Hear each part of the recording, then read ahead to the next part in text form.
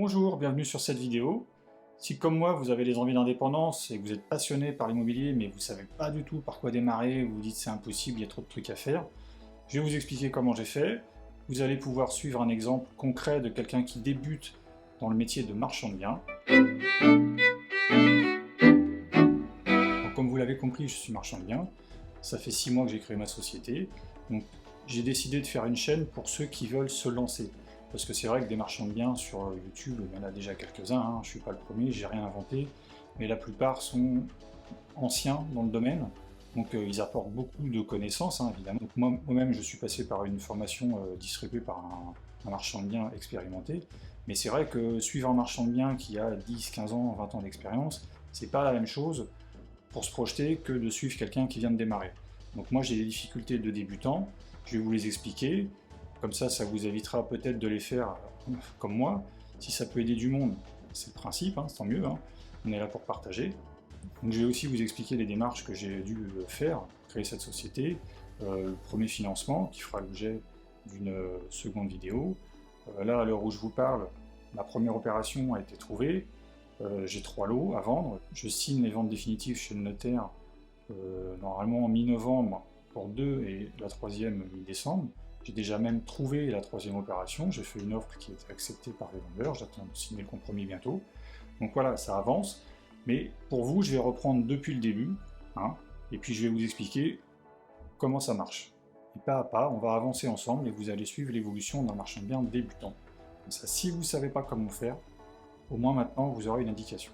Là, je vais vous expliquer les 2 types principaux de sociétés qui vont être vraiment intéressantes pour le métier de marchand de biens. Vous avez la SARL, ou le URL si vous êtes tout seul comme associé, et d'un autre côté vous avez la SAS, ou la SASU, la SASU, si vous êtes toujours pareil, unique associé. Donc la SASU, ça va être plus pour les marchands de biens qui veulent se verser des dividendes en fin d'année. Fiscalement, c'est plus intéressant. Donc là, c'est ceux qui vont faire ça plutôt à mi-temps. Donc vous avez un boulot, vous faites une opération par an, la plus-value, vous pouvez la récupérer sous forme de dividendes. Je vous laisse regarder sur internet pour avoir tous les renseignements de fiscalité. Hein. Moi je vous explique juste le principe de base. Donc la SASU et la SAS, c'est pour ceux qui veulent des dividendes et qui veulent faire ça à mi-temps. Ensuite vous avez la SARL ou le URL, c'est ceux qui veulent vraiment faire ça à plein temps, qui veulent se verser un salaire et qui paieront des impôts sur la société, et vous n'avez pas d'activité à côté. Fiscalement, c'est le plus intéressant. Se verser les dividendes avec la SARL ou le URL, c'est pas intéressant. Vous êtes beaucoup trop taxé, il faut choisir la SASU. Donc, personnellement, j'ai choisi le URL parce que mon objectif, c'est de le faire vraiment à plein temps et de me verser un salaire. Alors, le salaire, je vous expliquerai un peu plus tard, mais il ne faut pas croire que vous allez vous verser un salaire tout de suite. Hein. Moi, ça fait 6 mois que j'exerce, j'ai pas de salaire, hein, évidemment. Hein. Je vais vous expliquer à quel moment c'est judicieux de commencer à se verser quelque chose. Pour l'instant, c'est pas le cas. Donc on peut avoir envie de faire ça à plein temps, mais au démarrage, il faut peut-être garder un plan B quand même à côté. Si on a un boulot qui nous dégage du temps, c'est l'idéal. Sinon, l'autre solution, c'est d'avoir un peu d'argent de côté et de se verser un salaire soi-même avec sa propre épargne. Parce que sinon, vous n'allez pas tenir. Hein. Si vous avez une première opération qui dure 6-8 mois et que vous avez démissionné au tout début, comment vous allez faire, quoi, hein. Donc il faut faire les choses intelligemment, il ne faut pas se dire allez, je crée une société, je démissionne, machin. Non, ça marche pas ça. Vous allez vous retrouver à la gorge et ça va se ressentir sur votre capacité à réfléchir et ça ne marchera pas beaucoup, quoi. Donc maintenant que vous avez réfléchi à votre stratégie, vous savez si vous voulez être un marchand de biens à plein temps ou un marchand de biens mi-temps, vous avez choisi votre type de société, vous avez choisi le URL ou vous choisissez la SASU. Donc moi je vous ai expliqué, moi j'ai choisi la URL pour faire ça à plein temps. Donc maintenant, il faut créer la société. Donc la société, comment on fait? Vous avez 2 possibilités. Il y a ceux qui veulent tout faire tout seul. Ça, c'est tout à fait possible. Hein. Maintenant, on peut tout faire de chez soi. Hein. On peut créer sa société, ça coûte beaucoup moins cher. Vous pouvez essayer de récupérer des statuts en ligne, je pense, et puis créer votre société comme ça. Vous faites les démarches, vous inscrivez au greffe, vous récupérez votre cabis. C'est pas hyper facile, mais ça se fait. Donc moi j'ai choisi de sous-traiter parce que j'avais pas le temps de m'occuper de tout ça. J'étais en plein dans la recherche de financement de ma première opération, j'étais en plein dans la recherche des artisans, des visites chantiers pour faire les devis et compagnie, constituer le dossier pour aller à la banque. Ça, on verra ça plus tard. Mais je ne pouvais pas tout faire. Et puis honnêtement, j'avais prévu un petit capital de côté pour créer la société. Je me suis dit, je ne vais pas m'embêter avec ça, il y a des gens qui sont compétents pour le faire, donc j'ai choisi un organisme. Je me suis mis à la recherche d'un expert comptable spécialisé dans l'immobilier, et ça c'est très important, hein. Il ne faut pas prendre l'expert comptable lambda qui est juste à côté de chez vous, uniquement parce qu'il est proche, hein. Il faut que le mec il soit calé en immobilier, il y a des cabinets spécialisés pour les investisseurs et les marchands de biens. Il faut absolument passer par ce type d'expert comptable. Parce que c'est une fiscalité qui est assez complexe, et si c'est pour faire des bêtises à chaque déclaration, c'est pas la peine. Donc moi j'en avais trouvé un qui était plutôt pas mal, qui présentait sur le papier très bien, qui était juste à côté de chez moi dans la même ville. Je l'ai appelé, c'était un petit cabinet. Il a eu l'honnêteté de me dire que il avait un certain nombre de clients qui lui suffisaient, et pour regarder une proximité et un conseil pertinent pour chaque client, il prenait plus personne. Donc bon, c'est bien de sa part d'être honnête, je préfère ça. Par contre, il m'a orienté vers un cabinet qui est dans la ville d'à côté, hein, qui est vraiment pas très loin pour moi. Donc je voulais aussi cette proximité, parce que vous avez des cabinets comme ça, spécialisés, mais sur Internet. Donc vous avez des interlocuteurs au téléphone, c'est pas pareil. Là, j'ai besoin d'aller voir quelqu'un, un conseil, machin, le téléphone c'est bien, mais moi j'aime le visuel, quoi. J'aime bien parler aux gens en face à face au bureau. Donc j'ai trouvé, je suis allé voir ce cabinet, qui sont spécialisés, qui ont d'autres marchands de biens sur le secteur, ils savent très bien de quoi ils parlent.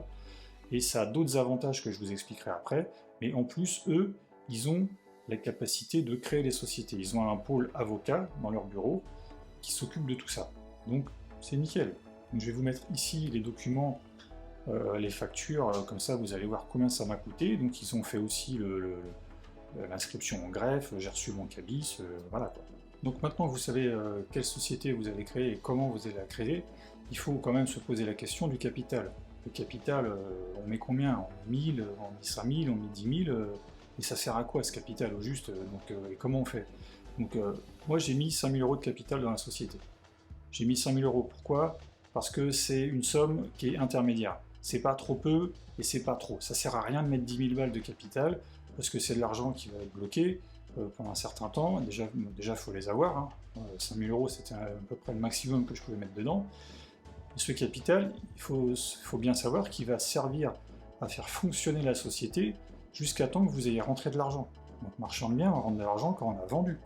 Donc vous faites une opération, vous n'allez pas vendre dans 2 mois, hein, ça prend du temps. Donc entre le moment où vous trouvez l'opération et le moment où vous avez récupéré l'argent de votre vente ou de vos ventes s'il y a plusieurs lots, et bien pendant toute cette période, la société, elle fonctionne avec votre capital. Hein, il n'est pas bloqué, ça tire dedans. Si vous avez un expert comptable, ça vous coûte des sous. Si vous avez pris un téléphone, ça vous coûte des sous.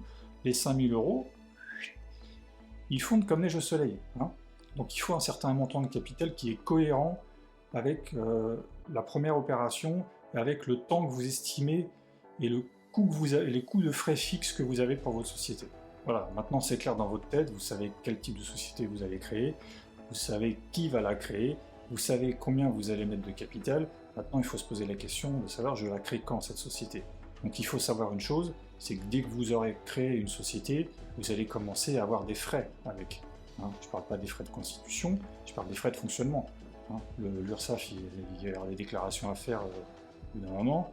Si vous avez pris un expert comptable, et je vous conseille fortement, ça va vous coûter des sous mensuellement, vous aurez peut-être d'autres frais engendrés par le fonctionnement de cette société.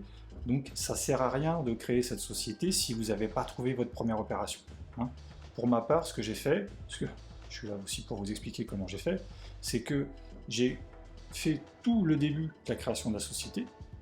Donc j'ai fait appel à l'entreprise, ils m'ont créé les statuts et j'ai mis tout en stand-by. J'ai rien payé pour l'instant, j'ai mis tout en stand-by parce que j'avais déjà trouvé, si vous voulez, la première opération.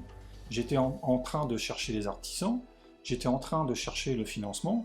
Je savais qu'une fois que j'aurais tout calé, j'avais juste un petit mail à envoyer à mon expert comptable et puis dire c'est bon, vous pouvez lancer la procédure, et 10 jours après j'avais mon cabis. Hein, et là je pouvais commencer à payer. En fait, moi ça a été validé au greffe le début avril, et mi-avril, j'ai signé chez le notaire. Voilà. Donc il y a eu une courte période, tout s'est fait en même temps. Voilà. Il faut faire ça de manière judicieuse, il ne faut pas anticiper trop. Si vous créez la société et que vous signez chez le notaire 8 mois plus tard pour la première opération, pendant ces 8 mois, vous aurez payé le capital, il aura déjà commencé à baisser, et vous n'aurez rien gagné du tout. Donc voilà, donc j'espère que j'ai été clair dans mes explications. Il faut savoir que la création de l'entreprise, pour ma part, ça a été fait, comme je vous l'ai expliqué, en même temps que la recherche d'artisans, la recherche de financement. La prochaine vidéo sera consacrée uniquement à la recherche de financement de la première opération, parce que en tant que marchand de biens, c'est souvent la plus difficile à trouver, hein. Les banques sont vraiment très compliquées à convaincre, et pour ma part, ça a été vraiment épique, ça mérite une vidéo, parce que il ne faut pas se décourager, et je vais vous expliquer que finalement, on peut y arriver. Donc j'espère ne pas avoir été trop confus dans cette vidéo, hein. Je vous demande toute votre indulgence, hein. C'est la première, c'est pas facile de parler face caméra, il faut bien se lancer à un moment donné. Si vous êtes vraiment très gentil, vous pouvez déjà vous abonner, hein. Ça me fera toujours plaisir de commencer par les abonner sur la première vidéo. Merci de m'avoir écouté jusqu'à la fin pour ceux qui sont encore là au moment où je vous parle. Donc, je vous dis à bientôt, bye bye.